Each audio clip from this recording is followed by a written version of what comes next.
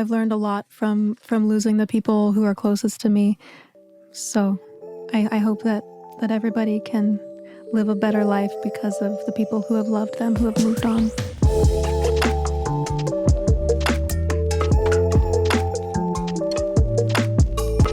I mean, I know I mentioned as well that pet thing, the pet conversation is something that I actually haven't had on this podcast. And I've had people actually reach out, hey, you should talk about pets, you should talk about pets.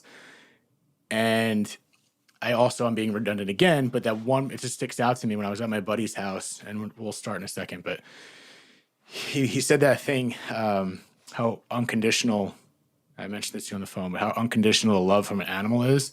And there's so many, I lost my dad, there he is. It's just, there are so many conditions that come with that. It's like, as much as I love my dad, and I'm not putting conditions on my dad, but there's just, it's like you come with conditions as humans, biases and prejudices and situations that change your opinion. But a dog or a cat or literally any animal in general, they don't give you any of that. So that has to be why it hurts so much, right? Almost, I don't want to say worse than the human, but...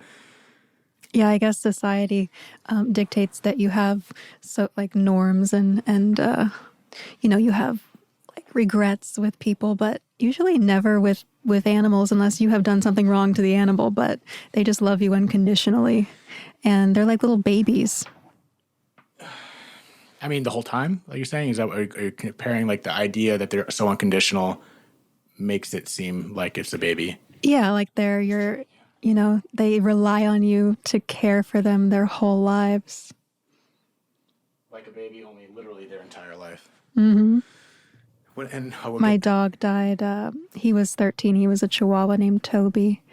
But he had such human eyes. He was like my little baby. But what connected me to my dog was that when I went away to college, I gave my dog to my grandmother. So she had Toby for about 9 years. And they were very close. So during that 9 years, my grandfather passed away. So she relied on Toby for comfort and cuddling. And I know that they were best friends. And say the timeline one more time of when your grandfather passed and then she had Toby? I got my Chihuahua for $80 in Uniontown, Pennsylvania. I paid my girlfriend. She was looking to get rid of her dog. I was like, you can't get rid of this beautiful little Chihuahua, long-haired Chihuahua. I'll buy him from you. And I was leaving for UCLA 3 weeks later, and that was in 2007. So... And he passed away in 2019. So my grandmother had Toby for 9-10 years. I want to get into the conversation of, the grief of losing an animal, because as we mentioned, how it's a conversation I haven't had, and how unconditional they are it just changes the idea when people say, some people don't have the understanding of what it's like to lose an animal. How do you upset so much? But when it's so unconditional, the love they give you, it's just, it makes sense to me. I only lost one animal in my life, but what I wanted to get into is, real quick, $80? Sorry. Oh, yeah. I don't know. She just picked that price. What was I doing? I think we were at her house, and I was sitting on a lawn chair outside, and I was drinking a beer. I was 17, drinking a beer. And Toby ran up to me. Of course, I had just met him this very second. And he jumped on my lap because he was so thirsty. He was trying to drink my beer, and I thought it was just so cute that he was instant lap dog on my lap, and he was staring at me, trying to tell me I'm so thirsty. But animals just have unconditional love. He was so human-like. How does that mean? Does he cook you meals? Oh, I wish somebody would cook me meals. Me too. Good grief. So speaking of grief, we're going to get into, both forms of the grief you've experienced, but specifically with your animal, what was that feeling? Obviously, I could point some things out there, but what was that process? Because I'm curious what that grief process is for an animal, since we usually speak about human grief. I think speaking to your note on people don't realize or ask the question, why are you so upset over your animal dying? Yeah. And unless you have connected to an animal the way that other people have, you'll never really understand. It's not something you can understand until you really go through it and experience it. And if your heart is open to bonding with an animal, then people out there really know what I'm talking about. And it's just really painful, especially the way that Toby went. We we didn't know what was wrong with him. My partner and I had no idea at the time what was wrong with him. He just couldn't go to the bathroom. And it ended up that he had colon cancer. And it took him so quick. He was only sick for 10 days and he passed away. So it was just very sudden. And seeing your little baby, your little fur baby sick is really hard. I think I was in bed for 3 weeks after he passed away. What were you doing those 3 weeks? Just sleeping, trying to we were crying. We both were. It's so similar to the actual, and I think on paper, as we kind of already discussed, it seems like a totally different, like how can you compare you losing an animal to a human? I understand where that could come from in many ways, of course, because, brothers, sisters, mothers are different than animals, but it doesn't neglect the pain that comes from losing an animal. So how did you get out of that? Because as strange as this is for me to say, I feel like it's grief. It's grief in general. It's the same. Your flesh, your body, your flesh vehicle experiences grief the same. I guess there are different levels, but when something or someone close to me passes away, I really go through the process. It's difficult to get over a death. And there's a lot of people out there my age, I'm 33, who have not lost any family members or maybe a grandmother or a grandfather, but they maybe weren't that close to them. But I grew up in my grandparents' home, so losing them was like losing my parents. And now I've lost many family members and 2 animals. So I think I've dealt with a lot of grief over the past 15 years or so. It's hard, but life goes on. You still have bills to pay. And I think that can get out of control if you can't you have to go back to life and living. You have no choice. You literally have no choice. Some people make horrible, other, tragic choices, unfortunately. But how thin is the line, at least for you, of just getting back to life, realizing that the world keeps spinning and everything keeps moving, and addressing how you feel? You know what I mean? Did you feel like you just continued on while in pain and neglecting any of the grief you felt with your grandparents, or even Toby, your dog? Does that make any sense? Like, how did you kind of transition back into life? How did you feel, and what did you do? I think for me personally, the experience of taking a week to cry and to be silent and still is really important. Not many people have that luxury. They might be at their job, they find out, they fly home, maybe have 1 or 2 days, but I work for myself. So that's, a luxury that I was able to experience or get through my grief, but I wasn't able to take that much time off for any of the deaths that I've had. Maybe like a week. It's just difficult to take off. Yeah. So then how did you process it? I'm probably not as processed as other people are, but you'll have a good day and a bad day. You'll have a day where you're thinking about your grandparents and the trajectory of their lives and how you were a part of it and the things you could have done better or worse, or, it's all a process. It's part of the human condition to experience death and your own death. So do you feel like we experience, like when we're alive and people that we love pass, as you have experienced, do you feel like we're experiencing death, or are we like death adjacent, if that makes sense? Maybe spin your question a different way. I think we're death adjacent for sure. Yeah.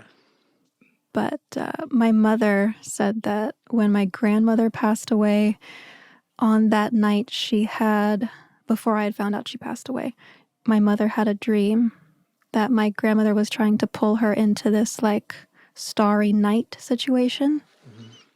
And she shared that with me, like my grandmother wanted to show my mom what she was seeing during the process of death. Did she explain that further? No, my mom had, it was a dream, so that's all she really remembers, and that's what she could relay to me after, but she didn't know what it meant, and I don't think she's been very introspective on that, but I think of it often. And what have you pulled from it personally? That my grandmother, knowing my grandmother, she was scared and wanted an extra eye on what she was seeing. So how does that shift how you live your life if you believe in something like that? I've always lived my life with the wisdom that my grandparents provided me growing up.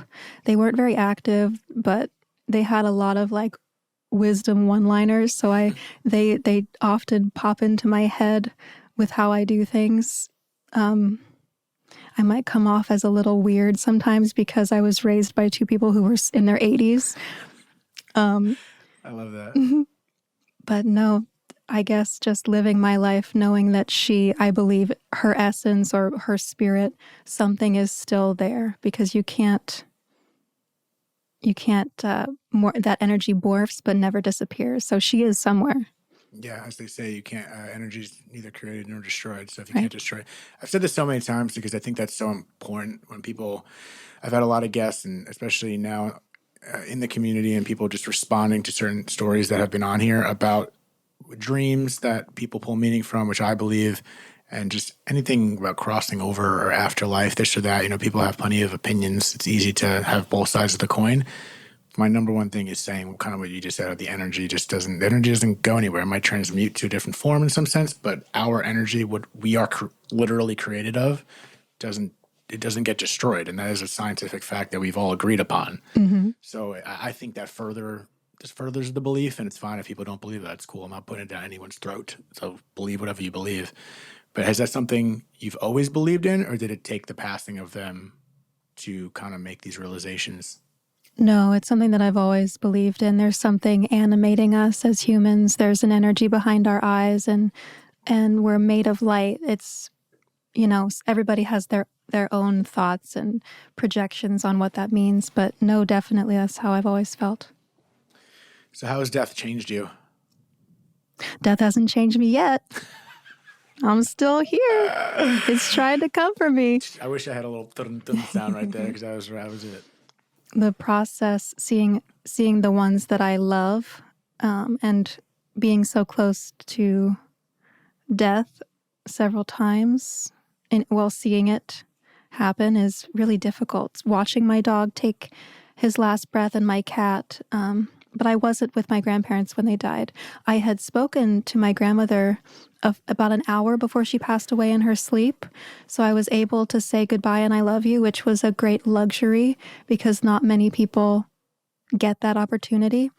And I always called her at night, but of course LA is 3 hours, or Pittsburgh is 3 hours ahead. So I called her very late at like 11 p.m. and then she passed away 1 or 2 a.m. and in her sleep. So I was able to be the last person that she spoke to. A lot of people don't have that luxury to say those last words, which I think is so important, because there's so many things that we have the opportunity to say. I have the opportunity to say to you, you have the opportunity to say to your people in your life, vice versa. There's always those opportunities, but we don't take those like in our everyday life. And that's why I think it's so important to hear stories like what you're saying, is you had the opportunity to see someone right before they died and say this last word, but there's also the recognition that we had all this life before to say what we wanted to say. But then we keep pushing things off, just thinking that we have so much time. I don't do that. Maybe that's been my experience of death. I tell everybody how much I care about them. I try to have I call it energy integrity. If I do have a fight with somebody, I try to get it out and then make sure we don't go to bed angry, because you really never know what's going to happen. And people have said to me, yeah, whatever, we have tomorrow. Maybe we'll pass away in 10 years or 20 years, but we don't know. We don't know. Mm. It feels like we do. I think especially we've been here so long. Well, not everyone, obviously, but I don't know. Things are just so routine and monotonous at times for some people, I guess. And it just seems so automatic because we have the blessing to wake up every day. Not everyone has that, let alone wake up just okay. Like some people wake up in miserable pain and this and that. We just don't know that. I don't know. What is that? We just not being present, or we just don't have the experiences to teach us that? Yeah, I think our perception hasn't been molded by great tragedy or, even just general physical pain. Some people wake up in pain, whether it's emotional, physical, spiritual. That's hard to live through. So we're not always appreciating every moment because not every moment is enjoyable. Not every moment is enjoyable, but also I feel like we're always, when I say general, we take it or leave it, but commonly we live in either the past or the future. Always seems to be one or the other. So even though you're saying, sometimes the present isn't enjoyable, sure, I understand that.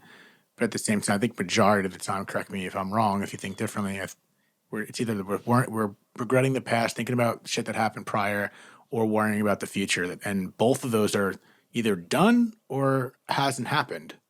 And so we're living in a fantasy world sometimes. You know what I mean? Yeah, that's our brain, our computer up in our head. It keeps moving, but it always wants to focus on the future or the past. But our spirit only knows the present moment. I feel like you're putting a sermon together and it's making me very relaxed right now. I don't know if it's the coffee that I got or the beer that I drank. I might have 3 drinks next to me right now. I don't want to put anybody out there asleep. Let's drink this. Well, no, sleep. Like, that's what I said. I said relaxed. Oh, relaxed. Yeah. Okay. I'm not feeling tired. No. It's a comforting thing. Mm-hmm. So, what do you think was the hardest part? Like, was there anything emotionally that you felt the most during your grief process, during any grief that you've experienced, or did you notice a difference between losing your grandparents and the grief you experienced losing a pet? Well, with my pets, I instantly regretted not taking them to the vet more, or when I was going on vacations the past 2 or 3 years prior to my pets dying, I was very regretful of not having the best care that I could have gotten them. I had babysitters, but it wasn't you always have these minute regrets that come into your mind. And especially with my grandparents, I wanted to help them more financially, but I wasn't at a place in 2010 or 2016. Now I am, so I try to give back to other people the way that they gave to me.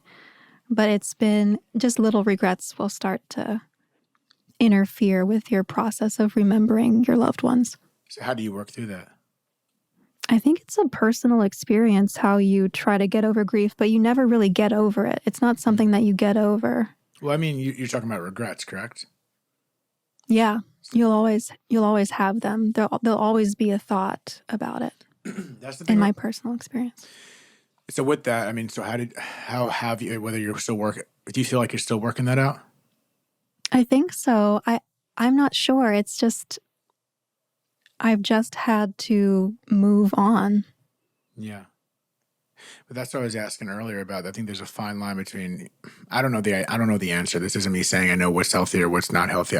My personal opinion is I think there's a fine line between moving on, because that's how I handled a lot. I feel like I still handle a lot of things. I kind of keep going, even though lately, the last year or so, I feel like I've been a little better at, and once again, I don't know if this is right, sitting in it, especially when I was younger. Like my mom, when she lost her husband, I lost my dad. She was very keep going, and not in a sense that of burying it. She was cognitive of how I felt and try to get me to talk. I just wasn't one of those people, but she was very we went back in school the next week. And my point is, I wonder how much of a fine line there is between just, okay, understanding that life keeps going on, which is great because the world does keep going. We have to do that and be stoic in many ways, but neglecting how you feel and pushing it down, not feeling it. Like I think you said earlier, it's hard to balance that. How do you keep going while feeling it? Because it's hard to keep going when you feel it. And how do you feel it and keep going? Oh, part of my process that has come up while you've questioned it is that I keep a lot of their pictures around. So I'm always constantly thinking about memories. And my phone background is my animals who have passed away. So I really try to keep them still alive, their memory still alive. And I still post about them occasionally. And working through your thoughts and regrets as internal meditation at times is really important to try and come to terms with something bad that has happened between another human and yourself who has passed away, whether it's an argument that you got into that you can't apologize for.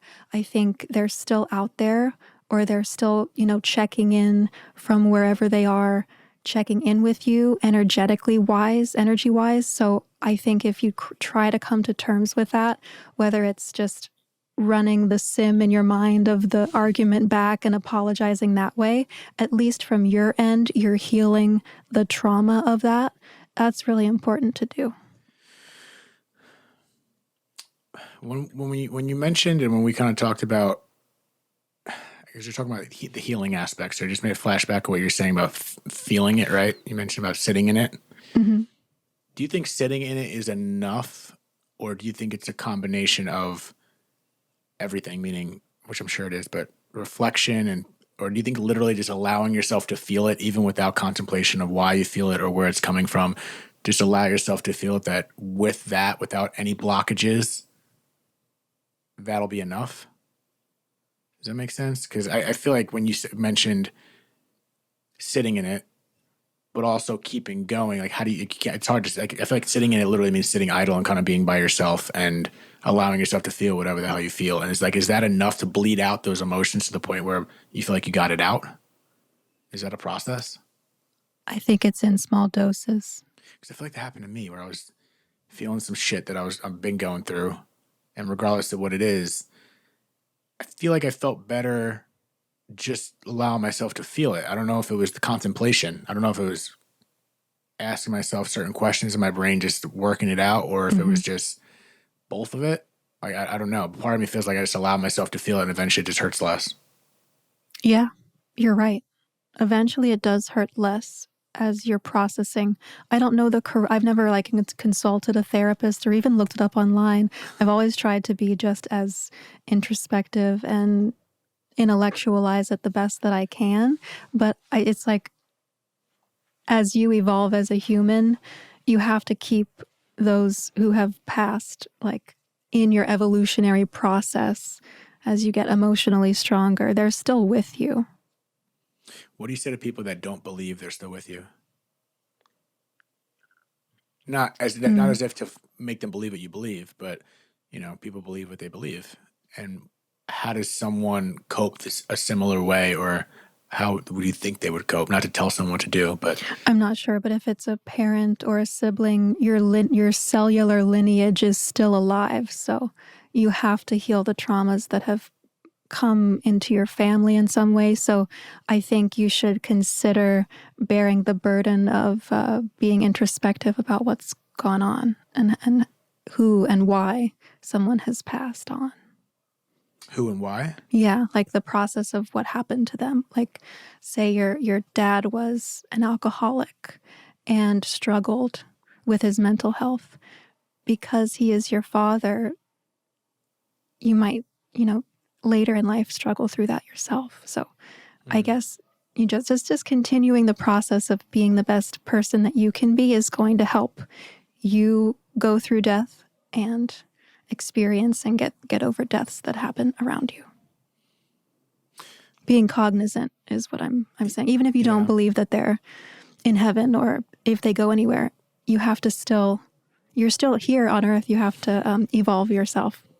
Yeah. What do you think it is about? Do you think most people are scared to go introspective? I feel like a lot of people aren't. A lot of people aren't. I think we're growing as a human race. It's like overall like a collective consciousness. Yeah, definitely. How do you explain that? Oh, social media or just part of the process of there are so many humans out there. Do you think there's been I feel like since COVID, I feel like COVID was a big shift. Not even a shift. Just I think people really contemplated their immortality even more because that was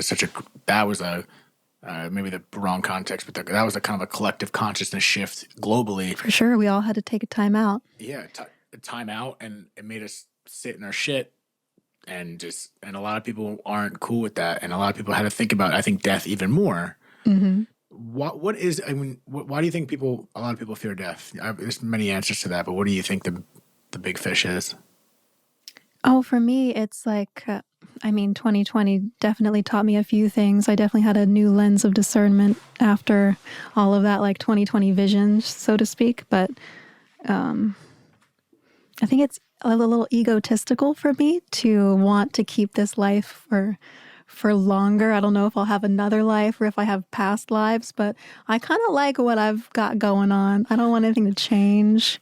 I like being the woman that I have like grown into. So it's a little bit like the fear of it is I don't want to have to start the game over, So do you believe is that kind of a segue to you believing in reincarnation? I think so. I'm not sure. And that's the point to life. None of us know. Nobody knows. You might have a strong feeling about what's before or after this, but nobody knows. That's what it is. So I said that recently because I'm kind of the school of skepticism where I have my beliefs, but I don't think anything's absolute until we know. But so many people, and that's fine too. If it goes back to the belief system. If whatever you believe in, makes you feel better and makes your life better, then sure. But I'm just like, I don't know. Nobody knows. This seems right. That like based on that, oh my god, that seems like a good path. But at the same time, like, I don't know we're not going to know until we know. But whatever the hell works for you, what works for you? I'm a little jealous of those who have passed on because they have all the answers now. Or maybe they don't either. Maybe it's just another level and just in another game. Who the fuck knows? I don't know. I think if we keep dying, maybe we learn a little bit more each time. Hope so. I sure hope so. Because what are we doing? What are we doing? Yeah, a lot of people just bulldoze through life and then they're not gathering any information. That's the big thing for me that, I just visualize humans bulldozing through life. It's I don't know. It sucks because I find myself bulldozing through life sometimes. When I have tasks to complete or missions or goals that I want to accomplish.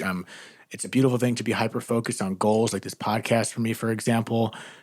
But this podcast also reminds me to be present, like in just even our conversation. Like I don't even want to think about anything else. I should close that door because I feel like I'm thinking about other things through that door.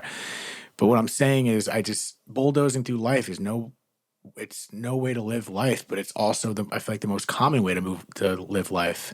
And like we have to, like, as corny as it says, it's the journey. Like I feel like we're all bulldozing in the same direction. We're bulldozing to the day we die, but we have to slow things down. And I think thinking about this conversation and thinking about death will diminish that bulldozing, if that makes sense. The majority of the world's population have no time to think or be introspective on anything. They're working. A lot of people don't have the time. They have kids that they have to worry about. They don't have the luxury of sitting down. Yes, I agree in many cases that I think more people have more opportunities to consider things, and they just have, due to different lifestyles and advantageous and disadvantaged situations, they have different times to do it. But I still think there are times. I think like everyone goes to the bathroom. You can take 7 seconds. I think when people think about things, it's like we have to contemplate it for hours. Yeah, if you have more time to contemplate, that's great.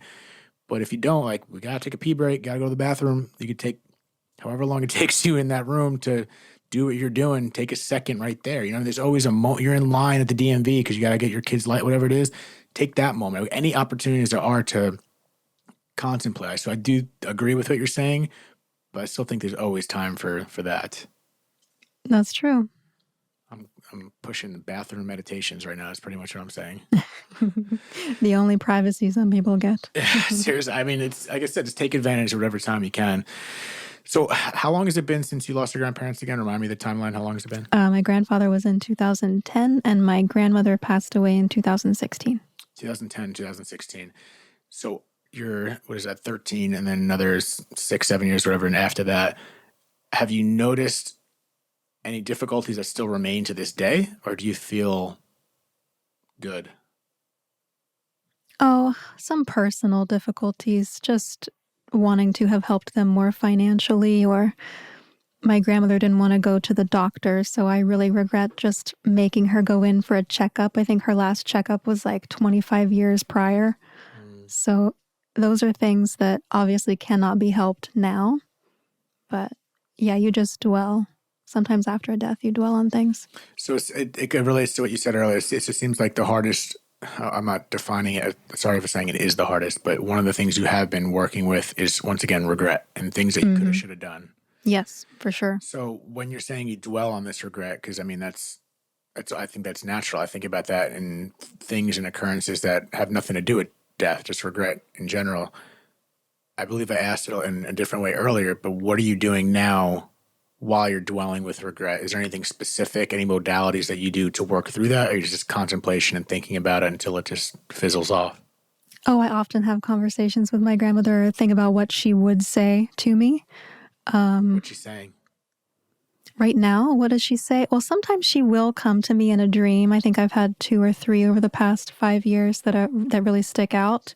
But those are personal things that I cannot say on the podcast. But I'm sure there are people out there who have loved ones that come to them in dreams. I think that's our only way of really processing what's happening to us subconsciously. So keeping like a book where you can write things down next to your bed, I think that will be important to the process.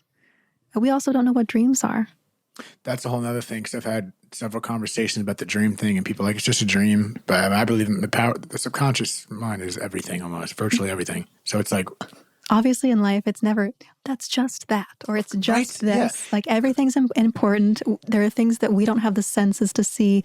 Like the air is ether. There's something there, whether you're spiritual or not. There's like, you can argue with me, but there's magic out there. So the more you introspect or think about, contemplate the magic of life, I can make a human baby in 9 months, like fully spiritually equipped, brain works great. Like there's magic out there. So if you don't believe in magic, maybe you should think about what's going on in your own heart to not see the magic of life.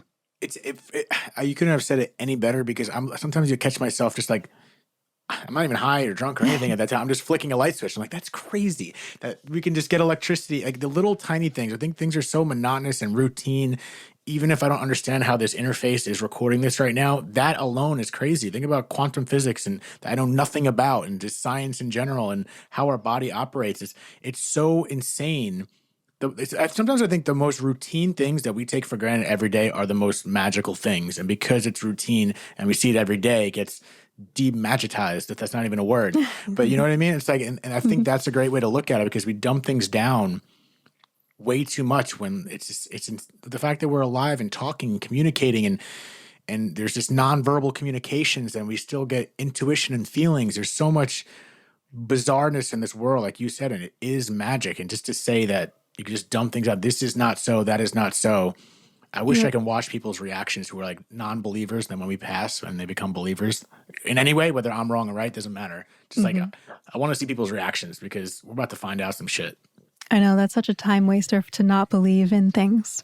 And yeah, I mean, and that's the crazy part. So many people are going to be right. So many people are going to be wrong. It's like we all believe, or maybe we'll all be right, because maybe we just create our own reality. You know what I mean? Like, I think that's what life is. I think we create our own reality now. So maybe that transmits to what happens next. Like maybe whatever heaven, hell, no heaven, nothingness, like is what we believe in, what happens. Yeah, all based on our own internal frequency and how we view things. Who knows? Who the fuck knows, man? Someone knows. My dad might know, because he's doing something else. You know what I mean? Like that. I don't know. I think it's. Are you scared of death? I'm a little bit scared to have not done everything in my capacity in this life to fulfill what I need to fulfill, because we all make mistakes as humans. So I guess my only fear is disappointing people, to, loved ones or whomever, to where it can't be rectified or fixed. I'm disappointed in certain decisions I've made in life, never having those things get better or different things come to pass. I don't know. Those things kind of bother me about death, but no, I wake up happy, try to stay as positive as possible. Sometimes it's very difficult, but I try to limit my mistakes in life so that I don't have too many regrets. Are you very calculated? Like, do you take your time with decisions? Or are you impulsive? I think my friends would say I'm very impulsive, but I would say that I'm calculated. Yeah, I don't know. I just met you, but no idea. Interesting. I feel like I could see you being impulsive. This is me completely judging you without knowing you. I thought the way you're talking, I'm just pulling from it, saying how you're. I was kidding about the judging. You can judge me. It's okay. We all do it. No, I try not to. I'm not judging. I want to learn about you, and it seems like you seem to have you bring up multiple times about regrets, and then decision based repercussions. How you're talking now, you kind of mentioned it twice about the regrets you've done in the past, and then now potentiality for making decisions you haven't made yet that are going to turn bad. So is this all related to loss in your life and losing opportunities to rectify something? Or is this just from past mistakes? Or is this just maybe your magic brain. I don't know. Well, because I was an only child, so as I get older, I guess socially or just in life, you figure out maybe you shouldn't have made that decision. But when you're young, you don't think about those things like, yeah, I'm going to do this bikini shoot because I want to, or yes, I'm going to say yes to that job because it looks cool. But actually sitting down and thinking about what you're doing, young people don't have the capacity. I mean, our brains aren't formed until 25. So I used to have like the common sense problem, like maybe you shouldn't date somebody who's toxic or beating you up. That was a mistake. We all make mistakes, but yeah, I try to be as calm and cool and collected when I'm making decisions, and I try not to be as impulsive as I used to be. I'm trying to do that too because I'm pretty impulsive, but I'm also calculated at the same time. I like that it's a good balance. It's all about balance. I think literally everything my mom still says, like everything in moderation. I truly believe that. I don't want to go down a rabbit hole of bad shit, but it's like everything in moderation for the most part. But when I say moderation, I think everyone thinks it's always down the line. I don't think that. I think sometimes maybe you push it too hard, but then maybe you get a little scarce after that, and that's still moderation by law of averages, if that makes sense. Or maybe that's justifying bad actions. I mean, that's justifying. Okay. Oh yeah, I wasn't sure you were gonna pick that up, but thank you anyway. So I'm gonna move on from there. The thing about decisions, especially as it relates to death, I think it's not dangerous, but it makes you think about the decisions you make even more when you face death, because it brings up the finality behind it, and there is finality behind decision making. I think that's why making big decisions are scary, because once you make this decision, you have to stick by it for the rest of your life sometimes. For the rest of your life. And I think we got to be easier on ourselves in the decisions we make. And maybe I'm speaking to myself based on my own poor decisions in my life. But I think with decision comes responsibility for any potential consequence that may come with it. And I think you just got to eat that, because we're not going to make the right decision. As Jiminy the Cricket says, you're not going to please everybody. And I think it's important to make these decisions, but also be cognizant of the fact that, in relation to death, without making decisions, it might lead to regret. And you might have regret regardless, even if you make a decision. So regardless, you're damned if you do, damned if you don't. Yes, you are. And your decisions are leading up to your death. If you're abusing your body, death is going to come for you faster. So it's just, make better decisions, I try to tell myself, but it doesn't work that way. But I think you got to make bad decisions to make better future decisions sometimes. True. That's true. You know what I mean? So even all those, any of the regrets that you may or may have had, I mean, what else can you do when it comes in the form of having an inability to rectify it because someone's gone? It's like your grandparents are gone, so you can't rectify a past decision. All you're going to do is dwell on it, like you said. So again, like living in the past or living in the future, we got to spend like a little bit of time in each place, because one's already done. So all you can do is learn. One hasn't happened. So all you can do is prepare. And the only thing that's currently happening is right now. So we got to live. And you have to equip yourselves with the appropriate amount of each of those in order to live properly. So it goes back to balance. Everything in moderation. Yeah. Oh my God. Sometimes I think life's so simple, and then I realize it's not, but I still think it is. Like there's so many magic, as you said, that's going on, like right in front of our eyes that we can't see. But like, let's just leave that to the stardust. Let's just let the law of nature, and just let that just do its thing. And we just got to do what we can do. Mm-hmm. And I think that relates back again to life. We're going to lose people. We're going to make bad decisions. And no matter what, everything, all the magic around us keeps going. It's true. It's our birthright to experience life. We're here. I know. And it's just like, fuck. Life is just... It's hard, and that's okay. I think the fact that it's hard makes it. If it was easy, I don't know if it'd be as good. I think it's corny, but how are you gonna enjoy life without pain? And I think that's the beauty. Like what is it? I don't know. It's Buddhist, but like suffering is life, and I think the quicker we can embrace that, it'll be a little less hard. If we just embrace and just understand, there's gonna be shitty days. I'm going to lose my loved ones. My mom's not going to be here someday. And I don't want to dwell on that because it's going to make me sad in the moment, once again, thinking about the future.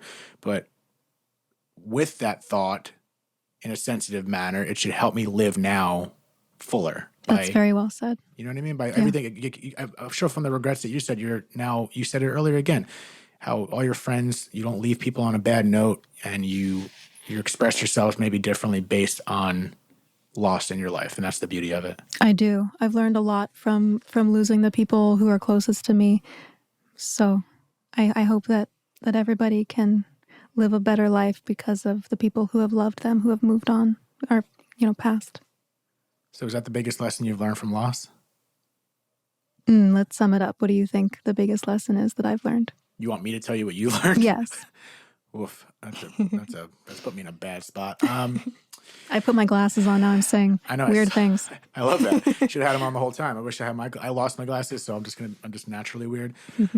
What have you learned? I think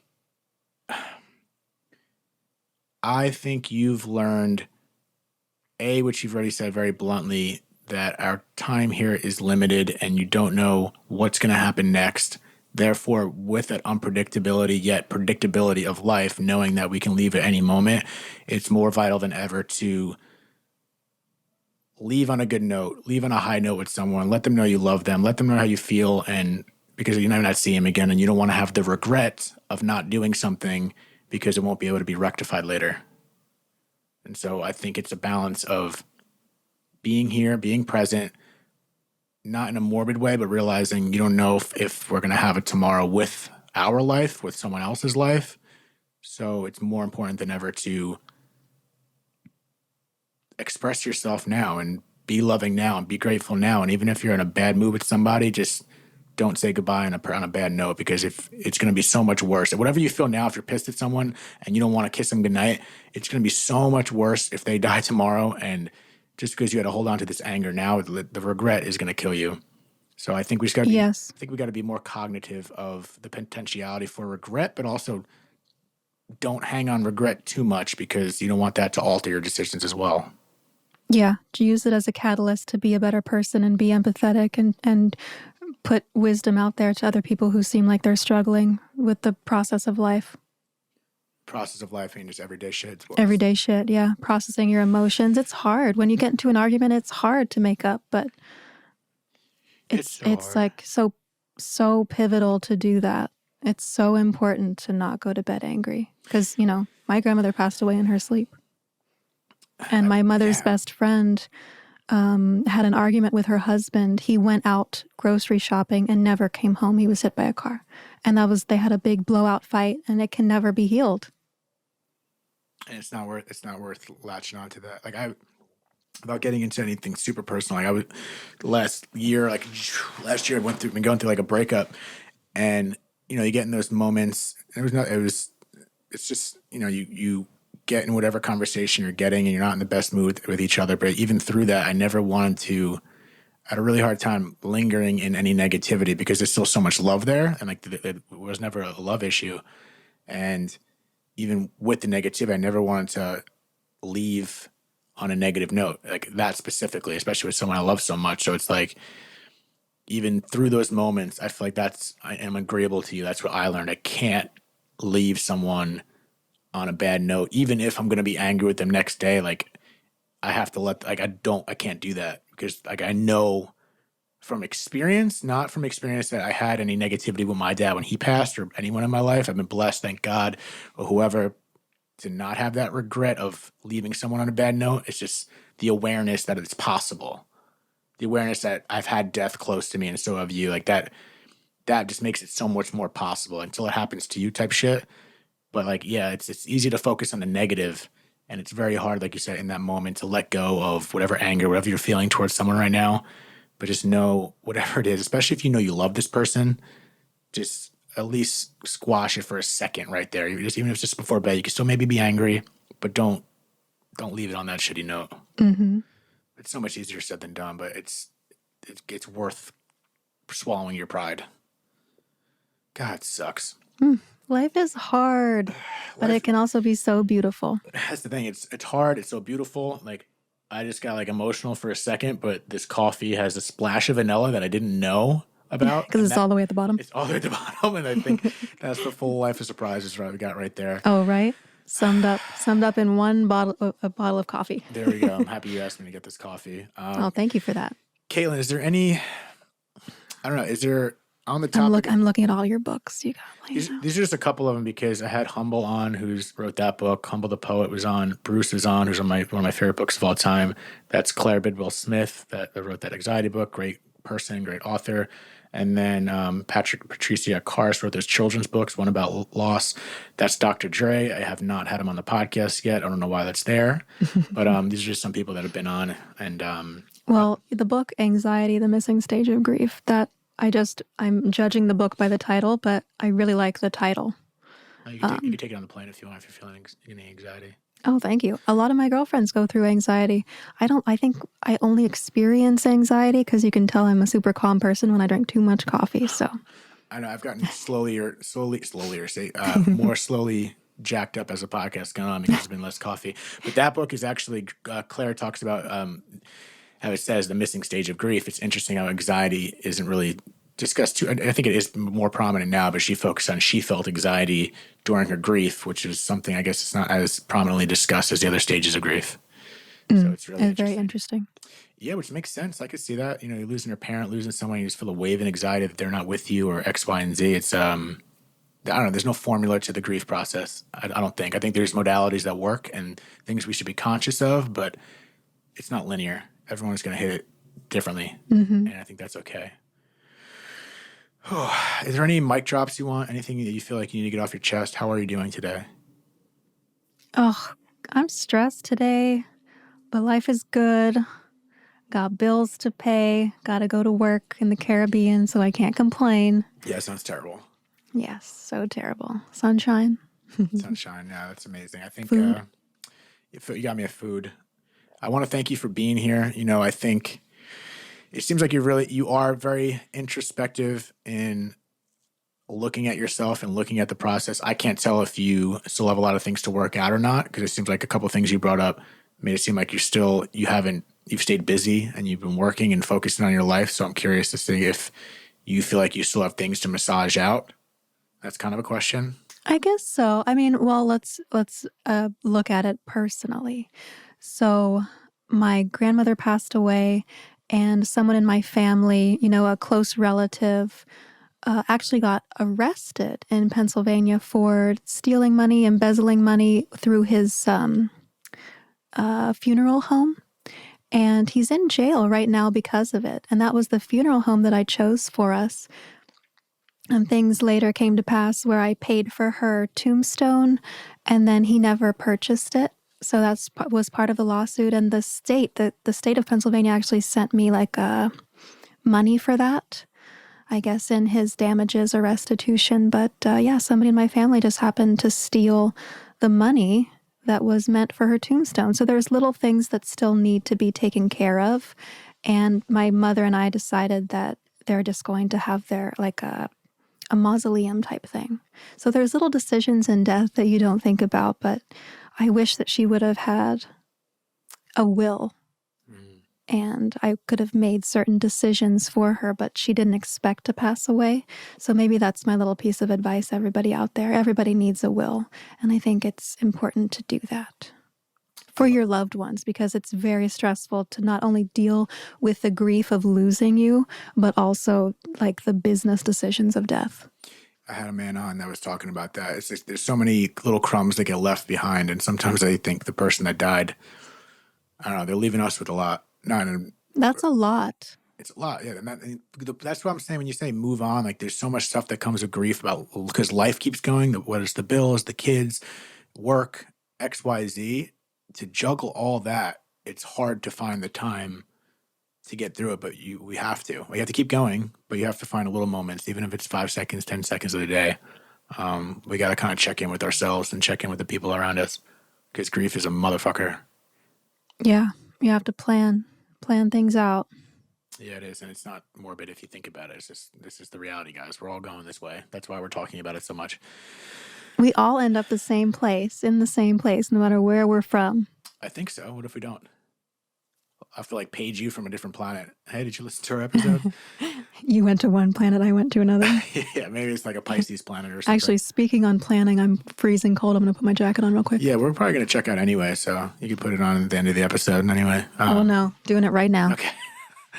All right, so she started the episode with that and ending with this. Kayla, I do want to thank you for taking the time to hop on here, share your experiences. You're the first person to discuss the grief of a pet, which is... I can't believe that I'm the first one. I know. I mean, besides Patrice, because she actually wrote a book that was about essentially animals, but we didn't get into like any specific personal experiences. But I think it was important that you brought it up because grief is grief. And...